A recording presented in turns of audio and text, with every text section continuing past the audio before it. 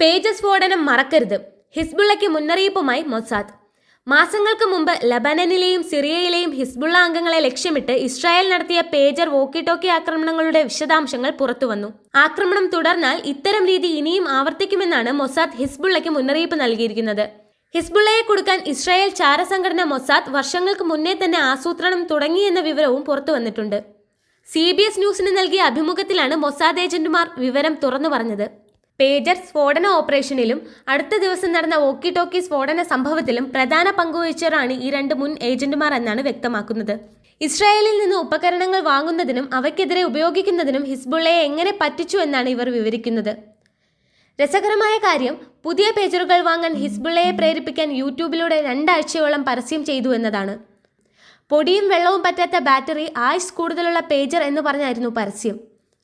ഇതിൽ ഹിസ്ബുള്ള വീഴുകയും ചെയ്തു. പേജറുകളിലും വോക്കി ടോക്കികളിലും സ്ഫോടന വസ്തു വയ്ക്കുന്നതിനുള്ള ആസൂത്രണം 10 വർഷം മുന്നേ തുടങ്ങി. തായ്വാൻ ആസ്ഥാനമായുള്ള കമ്പനിയിൽ നിന്നാണ് ഹിസ്ബുള്ള പേജറുകൾ വാങ്ങുന്നതെന്ന് ഇസ്രായേലിന്റെ ചാര ഏജൻസിയായ മൊസാദ് കണ്ടെത്തി. സ്ഫോടക വസ്തു വയ്ക്കാൻ മാത്രം വലുപ്പമുള്ള പേജറുകൾ ഉണ്ടാക്കുകയായിരുന്നു അടുത്തത്. 2022 ഇത് തുടങ്ങി. പല അളവിൽ സ്ഫോടക വസ്തു വെച്ച് പലതവണ പരീക്ഷിച്ചു. ഒരാളെ മാത്രം കൊല്ലുന്ന അളവിലുള്ള സ്ഫോടക വസ്തു പേജറുകളിൽ ഒളിപ്പിച്ചു. പൊട്ടിത്തെറിക്കുന്ന 16,000 വോക്കി ടോക്കികളാണ് ഹിസ്ബുള്ള വാങ്ങിയത്. അവ എപ്പോൾ സജീവമാക്കണമെന്നത് ഇസ്രായേലിന്റെ തീരുമാനമായിരുന്നു. 3 മാസം മുമ്പ് സ്ഫോടനം നടക്കുന്നതുവരെ 10 വർഷത്തേക്ക് ഇസ്രായേൽ അത് ചെയ്തില്ല. ഏജന്റുമാരുടെ അഭിപ്രായ പ്രകാരം ഇസ്രായേൽ ഹിസ്ബുള്ളയ്ക്കും ലോകത്തിനും ഒരു സന്ദേശം നൽകാൻ ആഗ്രഹിച്ചിരുന്നു. ഞങ്ങളോട് കളിക്കരുത് എന്നതായിരുന്നു അത്.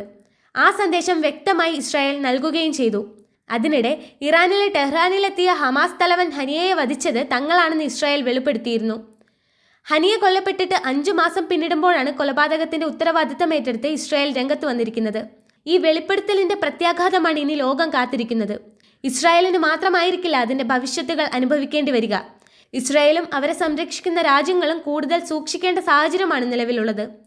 ഏത് നിമിഷവും ലോകത്ത് എവിടെയും ഇറാൻ പിന്തുണയുള്ള ഗ്രൂപ്പുകൾ തിരിച്ചടിക്കാനുള്ള സാധ്യത വളരെ കൂടുതലാണ്. ഇത് സംബന്ധിച്ച് അമേരിക്കൻ ചാര സംഘടന ഉൾപ്പെടെ മുന്നറിയിപ്പ് നൽകി കഴിഞ്ഞിട്ടുണ്ട്. ഹമാസിന്റെയും ലെബനൻ സായുധ സംഘമായ ഹിസ്ബുള്ളയുടെയും നേതാക്കളെ വധിച്ചതും സിറിയയിലെ ബഷാർ അൽ അസദ് ഭരണകൂടത്തെ താഴെയിറക്കാൻ സഹായിച്ചതും ഇറാന്റെ വ്യോമ പ്രതിരോധ സംവിധാനം തകർത്തതും ഇസ്രായേൽ ആണെന്നും ഇസ്രായേൽ പ്രതിരോധ മന്ത്രി ഇസ്രായേൽ കാറ്റ്സ് വ്യക്തമാക്കിയിട്ടുണ്ട്.